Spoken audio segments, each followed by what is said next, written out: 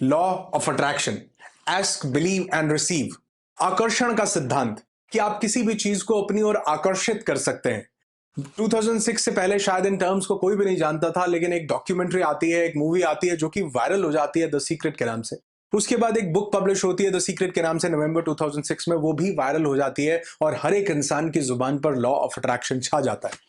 कुछ लोगों ने इसको ऐसे समझा, ये बिल्कुल ऐसे था जैसे कि अलादीन के पास उसका जीनी था, आपका अपना पर्सनल जीनी आपको मिल गया हो कि जो हुक्म मेरे आका।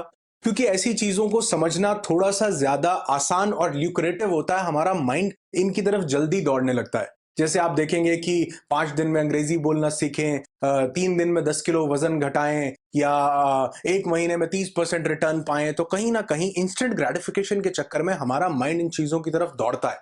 और कोई ऐसा लॉ जो बता रहा हो कि आस्क, मांगो, सिर्फ विश्वास करो और आपको मिल जाएगा, यानी आप किसी भी चीज को अपनी तरफ आकर्षित कर सकते हैं जहां ज्यादा कुछ नहीं करना पड़ेगा, तो क्यों नहीं एक इंसान भी इसकी तरफ दौड़ेगा।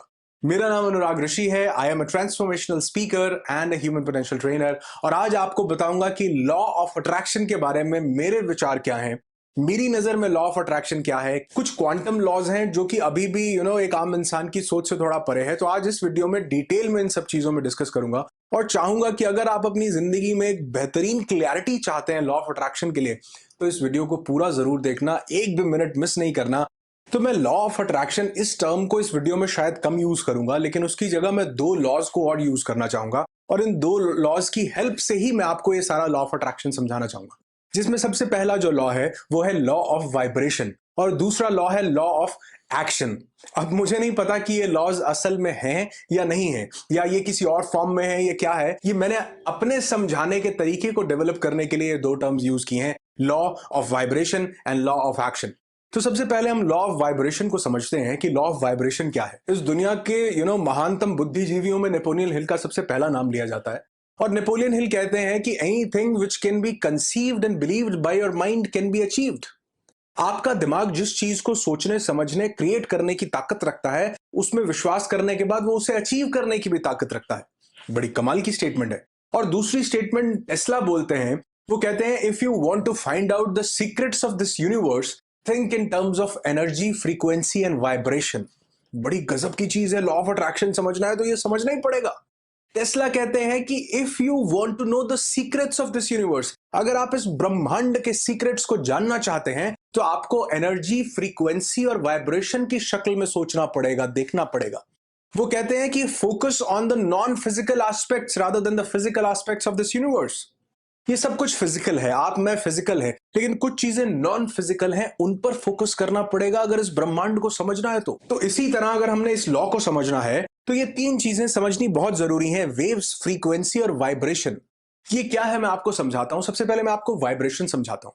जैसे एक इंसान का दिल धड़कता है, तो बहुत टाइम तक ये माना जाता था कि सिर्फ दिल ही धड़कता है, दिमाग नहीं धड़कता। लेकिन जब ये ईसीजी, ईईजी, ये इंस्ट्रूमेंट्स आ गए इस तरीके के, तो मालूम चला कि दिमाग भी धड़कता है। धड़कने से मतलब है कि दिमाग भी एक पर्टिकुलर फ्रीक्वेंसी पर वाइब्रेट करता है, एक सर्टेन फ्रीक्वेंसी पर। आप देखेंगे जब ये ईसीजी, ईईजी की रिपोर्ट आती है तो ये वाइब्रेट कर रहा है एक फ्रीक्वेंसी पर। तो जो भी चीज वाइब्रेट करती है, वो वाइब्रेट करने के बाद कुछ तरंगे, वेव्स रिलीज करती है। जैसे आप पानी में एक पत्थर फेंके, वो जैसे ही वाइब्रेट होगा कुछ तरंगे निकलेंगी और वेव्स रिलीज होंगी। इसी तरह पानी में ही नहीं, धरती पर हर चीज जो वाइब्रेट कर रही है वो कुछ वेव्स रिलीज कर रही है। इसी तरह हमारा माइंड जब वाइब्रेट करता है तो ये भी कुछ वेव्स रिलीज करता है, जिसको ब्रेन वेव्स बोला जाता है। Alpha, beta, delta, theta, gamma, अलग अलग तरह की वेव्स होती हैं, अलग अलग फ्रीक्वेंसी की वेव्स होती हैं।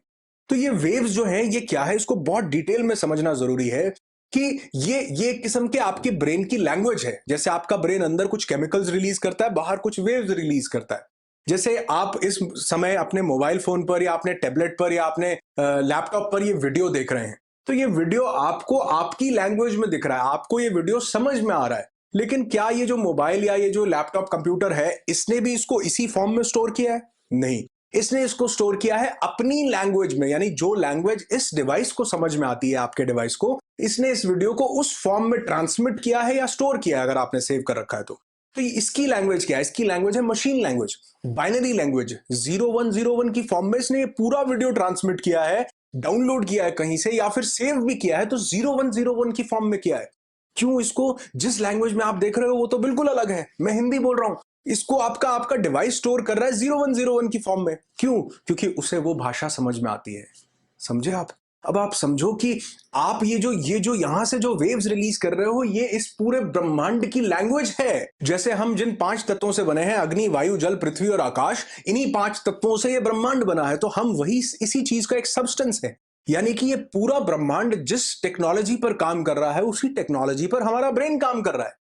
इस पूरे यूनिवर्स की जो लैंग्वेज है, वही लैंग्वेज हमारा ब्रेन ट्रांसमिट करता है। अपने आप में वैसे तो हम बहुत बड़ी आइडेंटिटी हैं, लेकिन अगर ये धरती पूरे ब्रह्मांड का एक बहुत छोटा सा पार्टिकल है, ये समझा जाए, तो इस धरती के बाहर भी बहुत बड़ा ब्रह्मांड है। तो इस सारे को समझने के लिए इस यूनिवर्स ने एक रूल बनाया कि हम Hindi, English, Punjabi, Gujarati, Marathi, Tamil, Telugu, Malayalam, Kannada, Italian, French, Japanese, Spanish नहीं समझेंगे। हम समझेंगे जो ये दिमाग रिलीज करेगा। ये दिमाग जो भाषा बोलेगा, ये जो वेव्स रिलीज करता है, ब्रह्मांड ने डिसाइड कर लिया कि यही भाषा मैं समझूंगा। इसी ब्रह्मांड को आप भगवान बोल सकते हो, वाहेगुरु, अल्लाह, गॉड, खुदा, कुछ भी बोल सकते हो। तो ऊपर वाले ने या इस ब्रह्मांड ने समझा कि मैं दिमाग की भाषा को समझूंगा, जो कि वेव्स की फॉर्म में, फ्रीक्वेंसी और एनर्जी की फॉर्म में, वाइब्रेशन की फॉर्म में ट्रेवल करती है। तो आपने दो चीजें समझी कि हम सब वाइब्रेट कर रहे हैं और हमारे दिमाग से कुछ कुछ वेव्स निकलती हैं। ये बिल्कुल साइंस प्रूवन फैक्ट्स आज इस वीडियो में मैं आपके साथ शेयर कर रहा हूं। आज ब्रेन वेव्स को इतना ज्यादा एडवांसली स्टडी कर लिया गया है, इन चीजों पर रिसर्च चल रही है कि आप अपने ब्रेन पर कुछ चीजें, माइंड पर कुछ चीजें लगाते हैं, वो जो कुछ ऐसे ईसीजी की तरह कुछ लगा दिया जाता है और उससे आप कोई टॉयज को ऑपरेट कर रहे हैं। क्वाडकॉप्टर्स, हेलीकॉप्टर्स आपके ब्रेन से उड़ रहे हैं। आप सोचते हो अप, वो ऊपर हो जाता है। आप सोचते हो लेफ्ट, वो लेफ्ट हो जाता है। कैसे? आप तो कुछ बोल ही नहीं रहे हो। तो जो चीज जैसी वेव्स रिलीज कर रही है, वैसी चीजों के साथ वो ट्यून हो जाती है। अब ट्यून कैसे होती है इसको समझो कि हर चीज की एक फ्रीक्वेंसी है। जैसे आप अपनी गाड़ी में 90 एफएम लगाते हैं, तो क्या गाने बजते हैं जो 90 एफएम पर बज रहे हैं। अगर आप 97 एफएम सुनना चाहते हैं, तो आपको 97 एफएम ट्यून करना पड़ेगा। हेलो, इस ब्रह्मांड, ये फ्रीक्वेंसी सारी की सारी मौजूद है। आपके पास रेडियो स्टेशन होना चाहिए। जो रेडियो स्टेशन आप ट्यून करोगे, वैसे गाने बजने लगेंगे। जैसी फ्रीक्वेंसी आप ट्यून करोगे, जैसी वेव्स आप रिलीज करोगे, वो रेडियो स्टेशन यहां पकड़ा जाएगा। आपने ट्यून की पॉजिटिव वेव्स, पॉजिटिव फ्रीक्वेंसी, तो वो रेडियो स्टेशन पकड़ा गया। आपने यहां पे ट्यून की negativity, self pity, doubt, hatred, jealousy, वो रेडियो स्टेशन पकड़ा गया। लोग आज बोल रहे हैं कि जी मैं तो सारा दिन बहुत अच्छी अच्छी बातें करता हूं, लेकिन यहां सबकॉन्शियसली जो वेव्स रिलीज हो रही हैं, वो आपकी लाइफ पे इंपैक्ट डालती हैं, आपके मुंह से निकाली गई अच्छी बातें नहीं डालती। तो हम गलती क्या करते हैं अक्सर कि इस यूनिवर्स से हम कम्युनिकेट कर सकते हैं, ये बात तो समझ में आ गई, अपनी बात को पहुंचा सकते हैं, लेकिन हम 3 बहुत बड़ी गलतियां करते हैं अक्सर। सबसे पहली ये है कि हम एक डायरेक्शन में स्टिक नहीं होते। जैसे कि हमने एक गाना सुनना है, सपोज कीजिए कोई भी, और वो पूरा गाना आ रहा है 90 एफएम पे। तो हमने 90 एफएम को ट्यून किया। 2 सेकंड के बाद हमने क्या किया कि 97 एफएम पे ट्यून कर लिया। 5 सेकंड के बाद हमने किया 92 एफएम पे। 10 सेकंड के बाद 93 एफएम पे। 15 सेकंड के बाद 89 एफएम पे। अब कौन सा गाना सुनाई देगा? कोई भी नहीं। यही हम कर रहे हैं कि हम जिस चीज को हम अपनी जिंदगी में उतारना चाहते हैं, जिस भी चीज को अपनी लाइफ में हासिल करना चाहते हैं, हम उस पर ट्यून नहीं रह रहे हैं। हम यहां से 5 मिनट कुछ और वेव्स रिलीज करते हैं, 5 मिनट बाद हमारा सेगमेंट ही चेंज हो जाता है। आप यकीन मानो, क्यों ये समझने की कोशिश करोगे ना, जबकि क्यों स्वामी विवेकानंद कहते हैं कि take up one idea, make that one idea your life, think of it, dream of it, live on that idea, let the brain, muscle, nerve, every part of your body be full of that idea and just leave every other idea alone. आपके nerves, आपकी muscle, सब कुछ एक idea में संलिप्त हो जाए और बाकी सभी चीजें अपार्ट रह जाएं। ये क्यों बोला होगा स्वामी विवेकानंद ने? ये लॉ ऑफ अट्रैक्शन कुछ नया नहीं है। ये वही पुराना बिस्किट है जिसे हम डिप डिप करके खाते थे, उसको कुकीज बना के हमारे सामने प्रेजेंट किया गया है। लॉ ऑफ वाइब्रेशन को समझने की कोशिश करो थोड़ा सा, कि सबसे पहले कि आपको एक ही डायरेक्शन, एक ही दिशा पकड़नी पड़ेगी अगर आपको किसी चीज को मैनिफेस्ट करना है। दूसरा, हम सोचते हैं एक मूवी में जो एक गलत चीज दिखाई गई या लोगों ने गलत समझा कि जो चीज आपको चाहिए आप सोचो आपके पास है, लेकिन यहां पर आपको परफेक्ट नहीं, कॉन्टिन्यूअस टेंस का यूज करना है। आप अगर जब ये बोलते हो, इसका रीजन भी बताता हूं, आप जब बोलते हो कि एक इंसान की सेहत थोड़ी खराब है और वो बोल रहा है आई एम हेल्दी, या एक इंसान को पैसे नहीं है उसके पास, वो पैसे अपनी लाइफ में चाह रहा है तो बोल रहा है आई एम वेल्दी, मेरे पास पैसे हैं। जब आप ये बोलते हैं तो आपका जो अंदर का सबकॉन्शियस, आपने कॉन्शियस से तो ये बोल दिया, लेकिन जो सबकॉन्शियस है वो कहता है चल झूठ बोलता है, तेरे पास तो वेल्थ नहीं है, कॉन्ट्राडिक्शन क्रिएट हो जाती है। अब अपने सबकॉन्शियस को भी प्रोग्राम किया जा सकता है, लेकिन यहां पर उसकी मैं डिटेल में बात नहीं कर रहा हूं। उसके लिए बहुत लंबा एक प्रोसेस है, बहुत दिन महीनों सालों लगेंगे आपको उस लेवल तक पहुंचने के लिए। पहले तो इसे समझो कि वो समझ जाता है कि आप जो है झूठ बोल रहे हो। कॉन्ट्राडिक्शन क्रिएट हो जाता है कि तू बोल रहा है कि तेरे पास पैसा है लेकिन एक्चुअल में नहीं है। और अगर सपोज करो आपने उसको ट्रैक कर भी लिया, मान भी गया, सबकॉन्शियस मान गया कि हाँ तुम्हारे पास पैसा है, यस आई एम वेल्दी, मैं सोच रहा हूं मैं गाड़ी चला रहा हूं, मेरे पास इतना पैसा है, तो वो कहेगा फिर आगे प्लान बनाने की क्या जरूरत है? तेरे पास तो ये है। जो चीज है उसके लिए क्या प्लान बनाने, जो चीज है उसके लिए क्या काम करना, जो चीज है उसको क्या मैनिफेस्ट करना।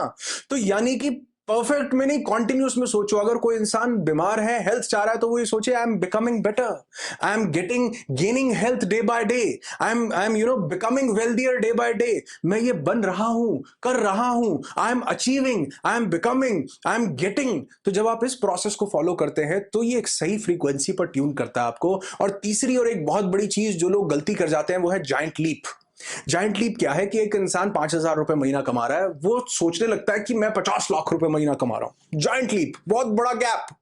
दिमाग को समझ में ही नहीं आता जी, कहां 5,000 कहां 50 लाख रुपए। वो कहता चल झूठा, तुम गलत दिमाग को समझ में ही नहीं आएगा। एग्जाम्पल से बताऊं, एक इंसान को आप 1820 से उठा करके आज 2020 में ले आओ, वो समझ ही नहीं पाएगा हो क्या रहा है। उसको आप मोबाइल दिखाओ, वो कहेगा ये तो तंत्र मंत्र जादू टोना है, ये कैसे काम कर रहा है। आप किसी को वीडियो कॉल करते हुए दिखाओ, वो समझ ही नहीं पाएगा इस बात को। लेकिन क्या आपके और मेरे लिए क्या ये चीज कोई जादू टोना है?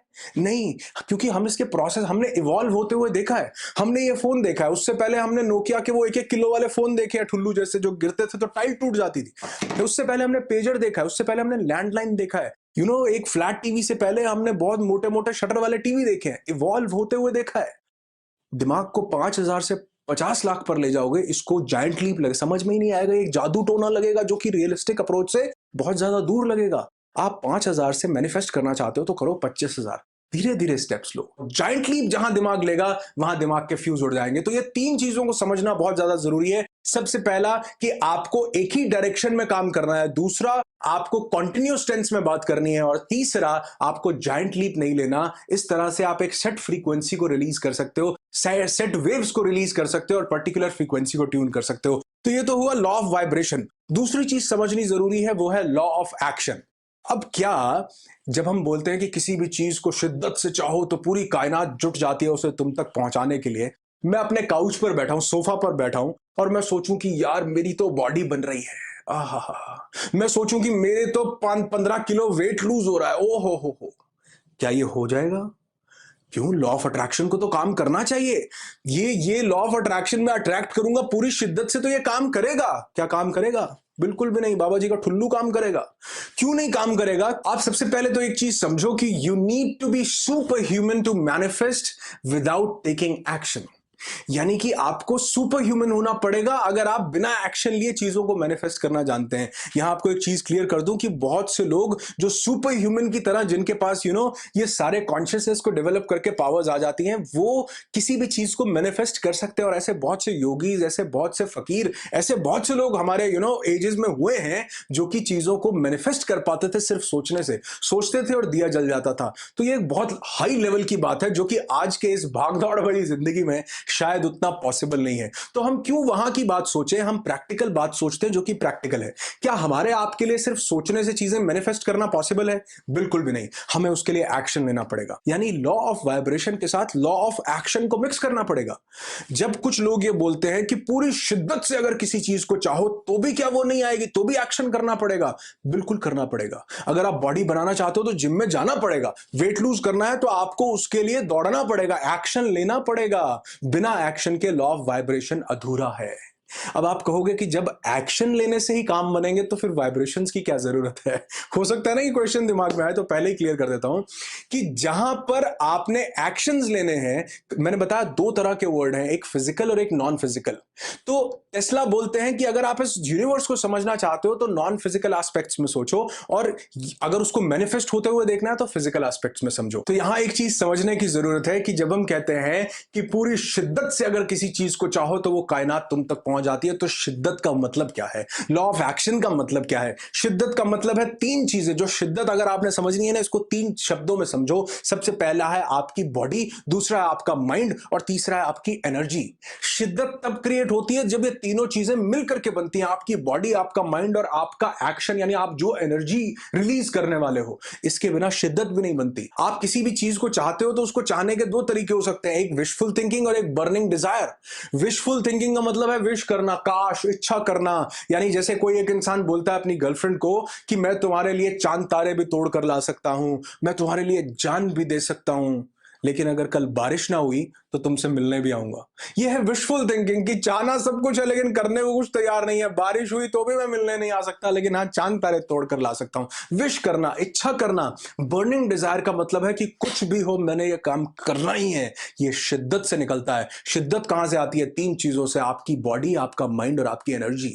आप जब तक फिजिकली एक्टिव नहीं होगे, अपनी एनर्जीज को इवॉल्व नहीं करोगे उसमें, तब तक शिद्दत भी पैदा नहीं होती। सोफे पर बैठकर सोच रहे हो अगर आप कितना भी गहरा कि वेट रिड्यूस हो जाए, ये शिद्दत नहीं है, ये विशफुल थिंकिंग है कि काश ऐसा हो जाए। और बिना एक्शन लिए कोई भी थिंकिंग पूरी नहीं होती। तो क्या एक्शंस की ही जरूरत है, थिंकिंग की जरूरत नहीं है? दोनों की बराबर जरूरत है। क्योंकि आप इस यूनिवर्स तक अपनी चीजों को मैनिफेस्ट अगर करना चाहते हो, मैंने स्टार्टिंग में एक लाइन बोली थी कि ये क्या कोई नई चीज है लॉ ऑफ अट्रैक्शन? नहीं, ये पुरानी चीज है जिसको नए कपड़े पहना दिए गए। ये एक गोल सेटिंग है जिसको साइंटिफिक वे दिया गया।